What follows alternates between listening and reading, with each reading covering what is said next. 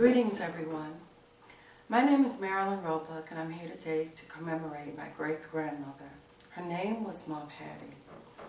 And the thing that I remember about her is that I was born on her birthday, June 22nd, so I became very special to her.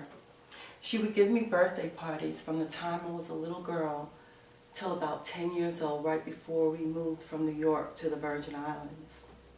I remember going to these parties. There would be adults, children there, and she would have this corsage ready for me. And the corsage would have candies or bubble gum, all types of treats on them. And as soon as I put them on, all the kids would wow and say, "Can I have a piece of candy? Can I have a piece of candy?"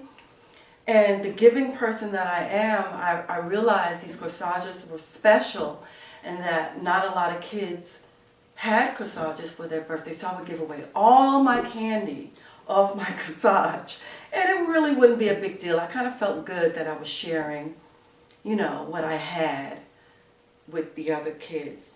I would get all kinds of money and gifts, and it made me feel really special and loved. There were other times we would go visit my great-grandma and we would spend the night, and I would always be the one to sleep with her. And to this day, I remember that feeling. It was a warm, fuzzy feeling. And nobody got to sleep with my great-grandma but me. And it really felt really good, and it really left an impression on me, and it made me feel really loved. When I was 10, we left New York and we went to the Virgin Islands to live. And I remember one day I was 14 years old, and I was in junior high school.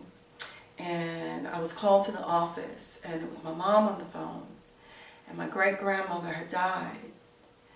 And I remember the feeling to this day, how I felt. It was a feeling of panic. It was a feeling of loss.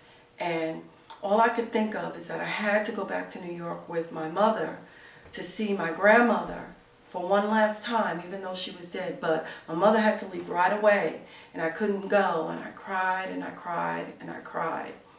But the thing about that is, to this day, she left such a lasting impression on me. It was a feeling filled with love, just a feeling that I was special.